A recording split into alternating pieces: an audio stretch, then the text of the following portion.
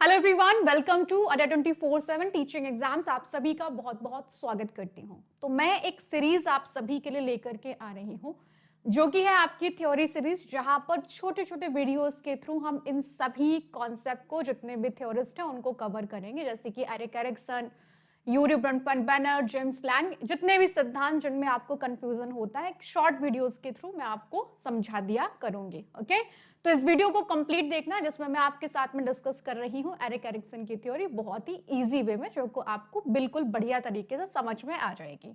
Okay, आइए तो सबसे पहले बात करेंगे एरिक एरिक्सन के सिद्धांत के बारे में। एरिक एरिक्सन ने दिया हुआ है मनोसामाजिक विकास का सिद्धांत, जिसे हम जानते हैं साइको सोशल डेवलपमेंट थ्योरी।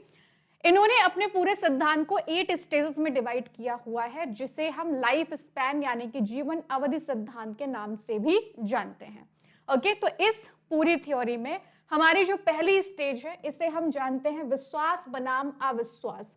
देखिए, बेसिकली यहां पर हर एक स्टेज में सोशल ट्रस्ट देखने को मिलते हैं, ठीक है, सॉरी, सोशल कॉन्फ्लिक्ट देखने को मिलते हैं, यानी कि सामाजिक द्वंद्व देखने को मिलते हैं। ओके, तो एक है हमारे पास में ट्रस्ट वर्सेस मिसट्रस्ट, जो कि पहली स्टेज है।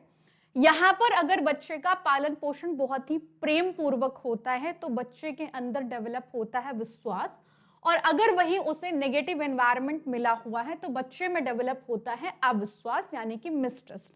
तो अगर हमने ट्रस्ट को डेवलप किया है तो बच्चे में इस स्टेज में कौन सा गुण डेवलप होता है? आशा यानी कि होप का संचार होता है।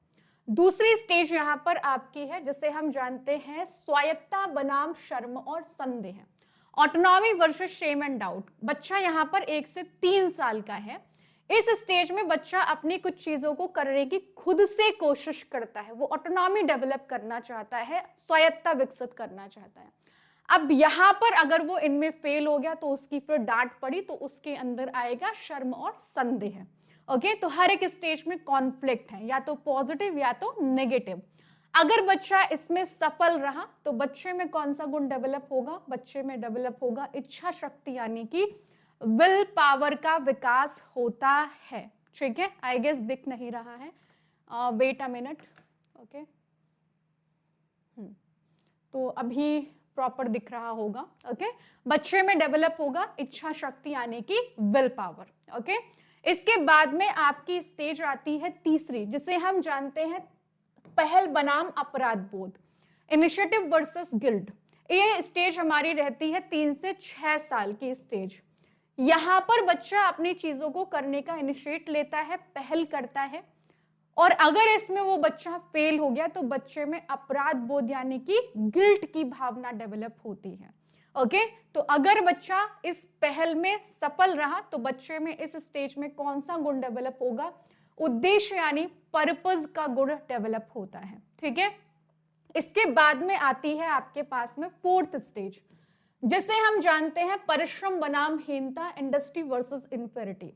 अब यहां पर बच्चा बहुत ही कठिन परिश्रम करता है, हार्ड वर्क करता है अपने दोस्तों से आगे निकलने के लिए, अपनी क्लास में बहुत अच्छा करने के लिए। अगर वो बच्चा यहां पर सक्सेसफुल नहीं हुआ तो बच्चे में इंफेरिटी यानी कि हीनता की भावना डेवलप होती है। तो बच्चा अगर यहां पर सफल होता है तो बच्चे में क्षमता या सामर्थ्य का गुण डेवलप होता है इस स्टेज में। ठीक है, सामर्थ्य भी कभी लिखा हुआ मिल जाता है तो वो ध्यान रखिएगा। ओके, इसके बाद में आपकी फिफ्थ स्टेज है, जो कि 12 से 18 साल की उम्र है, आइडेंटिटी वर्सेस रोल कंफ्यूजन, पहचान बनाम भूमिका भ्रम। तो इस स्टेज में बच्चा अपनी सेल्फ आइडेंटिटी के लिए काम करता है कि आगे चल करके क्या बनेगा, क्या करेगा, करियर की चिंता होती है। ओके, और अगर इसको लग रहा है कि करियर हमारा अंधकार में है, नहीं कुछ हो पा रहा है, तो फिर आता है बच्चे में अपने ही रोल के लिए कंफ्यूजन डेवलप होता है, भूमिका भ्रम। और इसी स्टेज में बच्चे में आती है आइडेंटिटी क्राइसिस यानी कि पहचान संकट। तो पहचान संकट का जो गुण दिया गया है वो आपके एरिक एरिक्सन ने ही दिया है, जो कि डेवलप होता है इसी स्टेज में।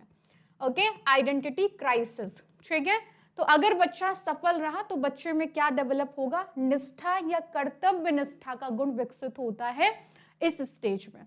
इसके बाद में आती है आपकी स्टेज 6, जिसे हम जानते हैं 18 से 40 वर्ष, इंटीमेसी वर्सेस आइसोलेशन। अब यहाँ पर क्या है, इस स्टेज में बच्चा रिलेशनशिप्स पे काम करता है ना, फ्रेंडशिप पे काम करता है। तो अगर बच्चा बढ़िया रिलेशंस मिले तो वेल एंड गुड है। अगर इनमें वो फेल हो गया, ठीक है, किसी ने चीट कर लिया, दोस्त ने धोखा दे दिया, तो बच्चे में फिर अलगाव, मतलब वो समाज से कटना शुरू कर देता है। तो अगर बच्चा यहाँ पर सफल रहता है तो बच्चे में प्रेम यानी कि लव वर्च्यू डेवलप होती है, ठीक है। अगली है हमारे पास में 7th स्टेज, जिसे हम जानते हैं उत्पादकता बनाम ठहराव या उत्पादकता बनाम स्थिरता के नाम से। तो इस स्टेज में हमारे जो माता पिता हैं वो बहुत ही बेसिकली हम कह सकते हैं कि देखते हैं कि बच्चे उनके सेटल हो जाएं जीवन में, अच्छी पढ़ाई लिखाई करें, ओके, फैमिली बढ़िया लाइफ जिए, तो मेजर फोकस यहाँ पर ही होता है। और अगर इस चीज में फिर फेल होते हैं तो ठहराव या हमारे अंदर कह सकते हो स्थिरता, रुकावट आ जाती है जीवन में, ठीक है। तो यहाँ पर अगर हम सफल हुए, सब बढ़िया चल रहा है, तो कौन सा गुण डेवलप होगा, देखभाल यानी कि केयर का गुण डेवलप होता है। इसके बाद में लास्ट स्टेज है आपके पास में, जिसे हम जानते हैं 60+ मृत्यु तक की जो एज है, संपूर्णता बनाम निराशा, ओके। तो यहाँ पर अब हम रिफ्लेक्शन ऑफ लाइफ अपने अतीत में देखते हैं कि सब बढ़िया है, बच्चे हमारे सेटल हैं, बच्चों की शादियां हो चुकी हैं, पेंशन आ रही है, बढ़िया जीवन व्यतीत कर रहे हैं, ठीक है, तो हमारे अंदर संपूर्णता का अनुभव होगा। लेकिन अगर ऐसा नहीं है, बच्चे परेशान हैं, अकेले हैं, आसपास कोई रहने वाला नहीं है, तो फिर निराशा का अनुभूति होता है। और अगर आप संपूर्णता अनुभव करते हो तो व्यक्ति में आता है बुद्धिमत्ता यानी कि विजडम का गुण डेवलप होगा, ठीक है। तो ये 8 स्टेजेस हैं, किस एज से किस एज तक चलती हैं वो ध्यान रखना है, और किस एज में कौन सा गुण विकसित हो रहा है वो भी आपको ध्यान रखना है। ये साइड हमारी पॉजिटिव है और ये साइड हमारी नेगेटिव है। तो ये था एरिक एरिक्सन का साइको सोशल यानी कि मनोसामाजिक विकास का सिद्धांत। उम्मीद है कि आपको ये बहुत अच्छे तरीके से समझ में भी आ गया होगा। इसके अलावा इस तरीके के और वीडियोस मैं आप सबके लिए लेकर के आती रहूंगी, तो प्लीज चैनल को सब्सक्राइब कर लीजिए, बेल आइकन प्रेस कर लो, जिससे कि आप लोगों को ऐसे वीडियोस मिलते रहें। इसके अलावा अगर आप लोग यूपी टेट की प्रिपरेशन कर रहे हैं तो रोज सुबह 8 बजे मेरे साथ जुड़ सकते हो, जहां पर मैं आपको कंप्लीट सीडीपी की प्रिपरेशन करा रही हूं। या अगर सीटेट की सीडीपी पढ़ना चाहते हो तो रात 8 बजे आप मेरे साथ में जुड़ सकते हो, ठीक है। आइए, one more thing, UP TET का एग्जाम अगर आप देने जा रहे हैं तो इस 13 मई 30 मई को मैं लेकर के आ रही हूं आपके लिए एक मैराथन क्लास, जहां पर मैं आपको कंप्लीट कराने वाली हूं आपकी सीडीपी शुरू से लेकर के अंत तक। तो आप सबको जुड़ना है 30 मई शाम 7 बजे, ओके।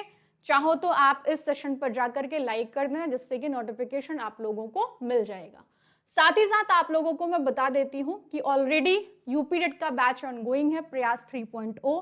तो अगर आप अभी भी लग रहा है कि तैयारी अच्छे तरीके से नहीं हुई है तो आप बैच में एनरोल कर सकते हो और अपनी एक प्रिपरेशन कर सकते हो, हालांकि अब इतना समय नहीं बचा है, ओके। और साथ ही साथ अगर आप प्रिपरेशन करना शुरू कर रहे हैं सीटेट के एग्जाम की, तो now this is the right time to start your CTET preparation, जिसके लिए हमारे जो बैच हैं वो ऑलरेडी स्टार्ट हो चुके हैं। तो एक कंप्लीट प्रिपरेशन के लिए सीटेट के इन बैचेस में एनरोल करिए और अपनी एक तैयारी को नई दिशा दीजिए, ओके। तो मिलते हैं सुबह 8 बजे यूपी टेट की क्लास में और 30 मई शाम 7 बजे यूपी टेट सीडीपी की मैराथन में। Thank you so much.